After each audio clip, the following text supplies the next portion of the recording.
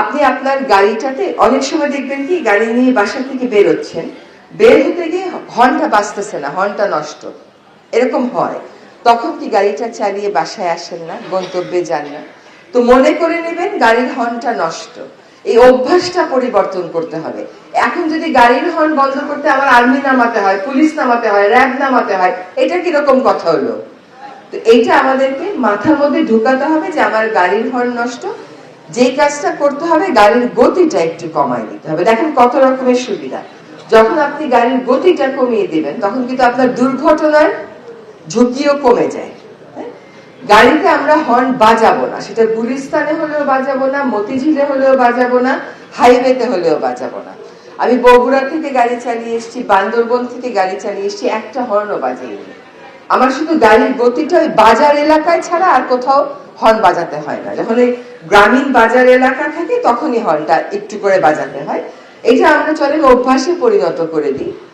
এবং অনেক সময় মালিকেরাও তারা দেয় যে আমার তাড়াতাড়ি যেতে হবে, তুমি হর্ন বাজাচ্ছ না কেন? হ্যাঁ, কিন্তু হর্ন বাজিয়ে আসলে তাড়াতাড়ি যাওয়ার কোনো উপায় নেই। যে যে কারণে আপনার গতি আটকে যায় সেগুলো তো হর্ন বাজারে গতি ছুটবে না। দেখবেন গাড়ি আপনি দাঁড়িয়ে আছেন, ওই যে প্রধান উপদেষ্টার যে অফিসটা, ওটার সামনে রেড লাইটে দাঁড়িয়ে, ওটা একটু লম্বা রেড লাইট হয়। 10 মিনিট বা 7 মিনিট বা 5 মিনিট পরে যখন এই ট্রাফিকের লাইটটা, ট্রাফিক ছেড়ে দেয় একটা রাস্তা থেকে, সবগুলো গাড়ি একসাথে হর্ন বাজাতে থাকে। ওই যে 5টা মিনিট অপেক্ষা করেছে আর ওদের সহ্য হচ্ছে না, অথচ মাত্র ট্রাফিক ছাড়লো, হর্ন বাজানোর তো কিছু নাই ওখানটাতে। আমরা দেখেন সত্যি কিন্তু এই এলাকাটা হর্নের প্রকোপটা কম। এখন আপনারা হাউস হোল্ড ধরে ধরে যদি একটা করে সচেতনতামূলক বার্তা সব বাসায় পাঠিয়ে দেন এবং সব বাসা ধরে ধরে ড্রাইভারদেরকে প্রশিক্ষণ দেন, এটা একটা বড় উত্তরণের রাস্তা হতে পারে। এবং এখানে আমি মাসুমাকে বলবো যে মাসুমার যদিও ট্রান্সফার হয়ে গেছে, সে আরো বড় জায়গায় যাচ্ছে, বাট এই গুলশান এলাকাটাকে আমরা ড্রাইভারদের প্রশিক্ষণের মাধ্যমে, বনানীকেও প্রশিক্ষণের মাধ্যমে একটা উত্তরণের দিকে যেতে পারি। এবং এই প্রশিক্ষণটা যে আপনারা দিচ্ছেন, গুলশান সোসাইটির প্রশংসা করতে হবে 2 মিনিট, সেটা করছি।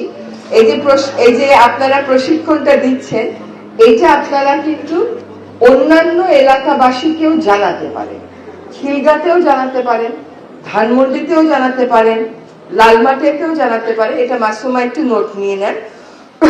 ঢাকা শহরের যে বিভিন্ন নেইবারহুড আছে তাদের প্রত্যেকেরই সোসাইটি আছে। আপনি সোসাইটি গুলোর একটা লিস্ট করে ফেলেন, কন্ট্যাক্ট পারসন এবং ফোন নাম্বার সহ। এবং প্রত্যেকেই যদি এরকম আয়োজন করে তাহলে আমরা তাদেরকে অবশ্যই সেখানে সাহায্য করব। এবং একই সাথে আমরা বিআরটিএ কেও বলতে হবে যে তারাও এই প্রশিক্ষণের আয়োজন করবে। এখন মানুষের 53 বছরের লাগামহীন এই অভ্যাস, এটা আমি কয়দিনে নিয়ন্ত্রণে আনতে পারবো, এটা একটা বড় চ্যালেঞ্জ। কিন্তু কাজটা তো শুরু হলো। আমাকে এই কথাটা বলবেন না এখনো তো মানুষ হর্ন বাজায়, আপনি বাজান। এটা তো আমাকে, আমার দিকে আঙ্গুল দেওয়ার বিষয় না, আপনার নিজের দিকে আঙ্গুল দেওয়ার বিষয় যে আপনি হর্ন বাজাচ্ছেন নাকি বাজাচ্ছেন না। মানুষ মানসিকভাবে বিকারগ্রস্ত হয়ে যায় এই হর্নের যন্ত্রণাতে। আপনি চিন্তা করেন সকালবেলা যে বাচ্চাটা তার মায়ের সাথে রিক্সা করে স্কুলে যাচ্ছে, সে হয়তো সকালে ঘুম থেকে উঠতে শীতের সময় তার একটু দেরি হয়, তার এমনিতেই মনটা খারাপ, মা টান দিয়ে তুলে নিয়ে যাচ্ছে, তার মধ্যে তার এই হর্নের অত্যাচারের মধ্য দিয়ে যেতে হয়। ফলে ছোটবেলা থেকে আমাদের এই প্রজন্ম বেড়ে উঠছে একটা মানসিক অস্থিরতার সাথে নিয়ে।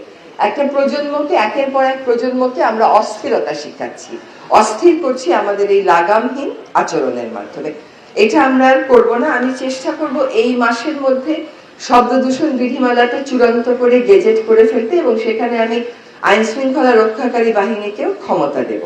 আমি একটু বলিনি, আমরা যখন ঢাকা এয়ারপোর্ট থেকে বের হই, আমি পৃথিবীতে কোথাও এইরকম